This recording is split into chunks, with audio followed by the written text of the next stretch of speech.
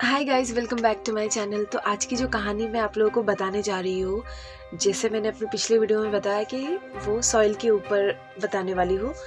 तो ये जो सॉइल होता है, ये एक तरीके का भूत होता है, गोस्ट होता है, कुछ भी कह लो। इनकी एक अलग दुनिया होती है और पानी के नीचे इनकी दुनिया होती है। तो गाइस, बहुत ज़्यादा इंटरेस्टिंग और बहुत ज़्यादा खौफनाक होने वाला है स्टोरी। तो चलिए समय ज़्यादा वेस्ट ना करते हुए शुरू करते हैं। तो गाइस, ये कहानी नॉर्थ ईस्ट सिलचर की है। सिलचर में मेरी फ्रेंड रहती है, तो उन्होंने बताया कि उनके नेबर में ये हुआ है और कुछ दिन पहले ही हुआ है। ये बहुत रीसेंट स्टोरी है।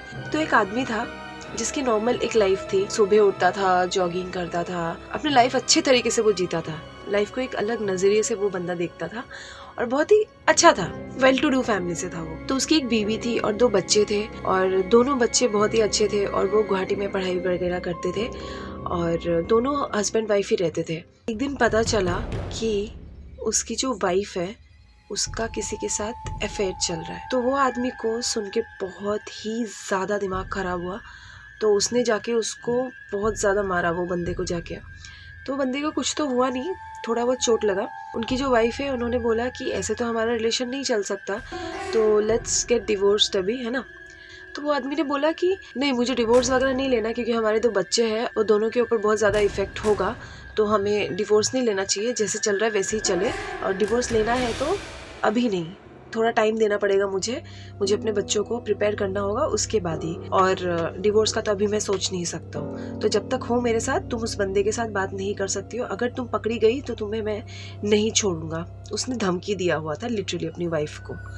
और फिर ऐसे तो करके कुछ दिन गया, फिर नॉर्मल ऐसे गया, ठीक है, कुछ हुआ नहीं। तब तक उसने भी कभी अपनी वाइफ को ऐसे कुछ करते हुए देखा नहीं, मतलब फ़ोन वगैरह में बात करते हुए, या फिर किसी ने उसको बताया भी नहीं। एक्चुअली वो बहुत छोटा जगह है और वहाँ पे लोग क्या करते हैं क्या नहीं करते सबको पता चल जाता है। छोटी जगह पे बेसिकली ऐसे ही होता है कि आप कुछ भी करो, छुपा नहीं सकते हो। तो इस तरीके से चीज़ें चलते गया, चीज़ें नॉर्मल था। तो एक दिन क्या हुआ, वो आदमी का नाम था बिरुल। तो एक दिन क्या हुआ, वो बिरुल एकदम से गायब हो गया। जॉगिंग पे गया हुआ था, उसके बाद वो बंदा आया नहीं। फिर उसकी वाइफ थोड़ी सी वरीड हुई, वो आ क्यों नहीं रहा है अभी तक, कितना टाइम हो गया। फिर इधर उधर ढूंढा आस पड़ोस में और भी लोगों को पूछा, जिस कैफे में ज्यादा था आसपास में वहाँ भी पूछा, वहाँ पे भी नहीं गया वो। उसने अपने रिलेटिव्स जो आसपास में रहते हैं उनको बुलाया। फिर उन्होंने बोला कि शायद हमें पुलिस के पास जाना चाहिए। फिर उसकी वाइफ ने बोला नहीं नहीं, पुलिस के पास जाने की जरूरत नहीं है, हम थोड़ा वेट करते हैं। तो सबको अजीब लगा, मतलब एक तो उसका पति गायब है, ऊपर से वो बोल रही है पुलिस में जाने की जरूरत नहीं है। तो सबको लगा क्या है ये, मतलब किस टाइप की औरत है, इनको कुछ पड़ी ही नहीं है अपने हस्बैंड के बारे में। बिरुल के तो कोई अपना सगा भाई नहीं था, बट उसके जो कजिन थे वो बहुत अच्छे थे। तो वो पागल हो गए लिटरली। वो बोले कि नहीं, हमें अभी रात भर वेट किया तो अभी जाना ही है, 24 घंटा भी हो गया। तो फिर वो पुलिस के पास जाते हैं। फिर पुलिस वगैरह सब मिलके ढूंढते हैं उसको, वो कहीं नहीं मिलता है। ऐसे करके 2 दिन बीत जाते हैं।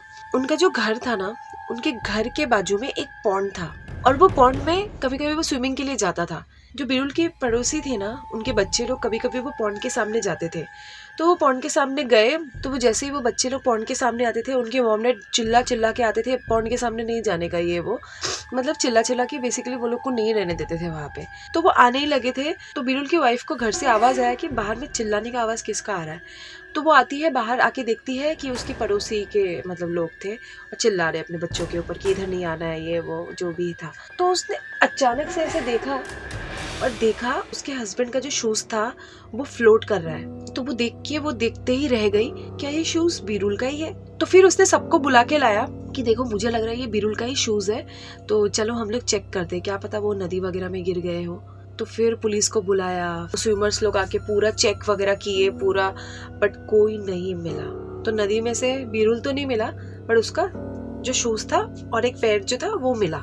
तो उसकी फैमिली सब, मतलब सबकी दिमाग खराब हो गया, हो क्या रहा है, मतलब वो इंसान गया कहाँ और उसके शूज क्या कर रहे हैं ये पॉन्ड में। तो बिरुल की वाइफ के तो कुछ फर्क पड़ा नहीं, हाँ ठीक है, मिला नहीं मिला उसको कुछ फर्क नहीं पड़ता था ज्यादा, ठीक है, क्योंकि उसको वैसे भी उससे दूर ही जाना था। तो उसके जो कजिन लोग थे वो चुप नहीं रहना चाहते थे, क्योंकि उनको मतलब उसके भाई को ढूंढना ही था। वो बहुत ज्यादा पसंद करते थे अपने भाई को, बहुत प्यार था भाइयों में। वो लोग ना भूत वगैरह ये सब चीज़ों में ना बिलीव करते थे। उन लोग को पता था कि नदी के अंदर भी मतलब जो चीज़ होती है ना सॉइल वगैरह, तो वो उनको पता था थोड़ा थोड़ा। उसी एरिया में पीर बाबा जो होते हैं ना, उनको जाके बुला के लेके आए। तो उन्होंने बोला कि बिरुल भैया जॉगिंग के लिए निकले और उसके बाद आए ही नहीं, और उनके जूते हमें इस पॉन्ड में मिले। तो हम लोग बहुत ज़्यादा परेशान हैं उनको लेके। तो वही नदी के साइड में वो ऐसे बैठ के, तो वो ध्यान लगाने के बाद वो बाबा ने बोला कि रुको, बिरुल इधर ही है। तो उन्होंने बोला हाँ बिरुल इधर ही है, क्या वो जिंदा है? तो बोला रुको, उसके लिए थोड़ा सा टाइम जाएगा मुझे जानने में। तो फिर से वो ध्यान करता है और उसको कुछ दिखता है। तो 1-1.5 घंटा वो ध्यान देते हैं। ध्यान में वो ऐसे ऐसे कर रहे हैं, मत कुछ करो, मत कुछ करो, उसको मत कुछ करो, इस टाइप का कुछ तो बोलते हैं। और सब लोग परेशान, सब डर के मारे, उसके भाई लोग स्पेशली। तो 1 घंटे बाद जो वो बाबा ध्यान से निकलने के बाद वो पूछते हैं कि क्या हुआ, क्या बिरुल आ जाएगा वापस, सब ठीक है? तो वो बोलते हैं बिरुल नहीं आएगा, उनको वो नहीं आने देंगे।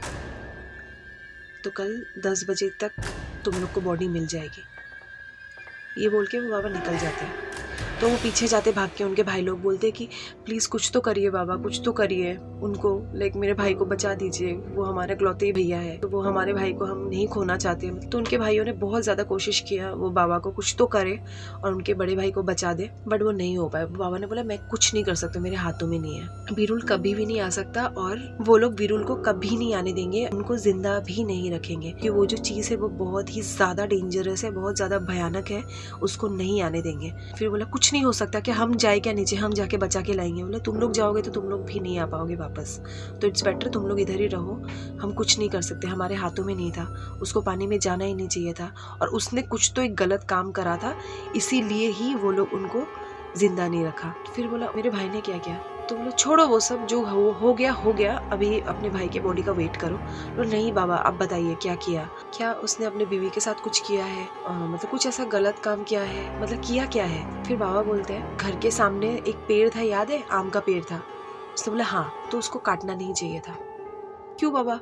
वो पेड़ शायद उसको नहीं चाहिए था इसलिए उसने काट दिया, उसका ही पेड़ था। बोले नहीं, वो लोग आके बैठते थे यहाँ पे और उसी पेड़ को उसने काट दिया, और जिस टाइम पे काटा वो लोग उसी टाइम पे बैठे हुए थे, जो अपना प्राइवेट टाइम होता है वो स्पेंड कर रहे थे, और उसी टाइम पे उसने वो पेड़ काट दिया। तो वो लोग उसी टाइम से वो उनको ढूंढ रहे थे और वो मौका चाहते थे कि एक बार वो आ जाए बस पानी में। तो वो जॉगिंग से आया, तो स्विमिंग के लिए जैसे ही वो पानी में उतरा और तभी वो लोग ने नीचे खींच लिया उसको, और खींचने के बाद फिर बाबा स्टॉप हो गए। मतलब उसके बाद मैं चीज़ें नहीं बता सकता, क्योंकि मैं अगर बताऊंगा मैं ज़िंदा नहीं बचूंगा, क्योंकि उनके कुछ सीक्रेट्स होते हैं, कुछ चीज़ें होती है जो हम बाहरी दुनिया में नहीं बता सकते। फिर नेक्स्ट डे जैसे बाबा ने बोला, ठीक मतलब 10 बजे से पहले 9:30 और 10 के बीच में उसका बॉडी ऐसे ऊपर आ गया था। मतलब मेरे फ्रेंड ने बोला, उसने फ़ोटो भी देखा है, इतना डेंजरस हो रखा था उसका फ़ोटो। मतलब आप लोग कान बंद करना है तो कर दो, मतलब मैं बताऊंगी तो आप लोग को थोड़ा अजीब लग सकता है आप लोगों को। उसके एक्चुअली आंखें निकल गई थी और मुंह ऐसा फूल गया था, जीभ वगैरह निकल गई थी, मतलब बॉडी मतलब 10 गुना फूल के ऐसे बड़ा हो गया था। तो बहुत ही वियर्ड सा सिचुएशन हो गया था उनकी बॉडी को देख के सबको। तो फिर सबने फिर शांति वगैरह किया। तो गाइस इसलिए मैं बोल रही हूँ कि नदी के नीचे जो दुनिया होती है ना वो बहुत ज़्यादा डिफरेंट होती है, और आगे की जो कहानी होगी ना मैं उसके ऊपर आपको बताऊंगी ज़्यादा कि वो क्या क्या होते एग्जैक्टली और वो क्या करते हैं, ठीक है। तो गाइस आज के लिए बस इतना ही। अगर अच्छा लगे तो प्लीज़ सब्सक्राइब कर देना, ठीक है। आप लोग सब्सक्राइब नहीं करते हो मेरे चैनल को। बाय।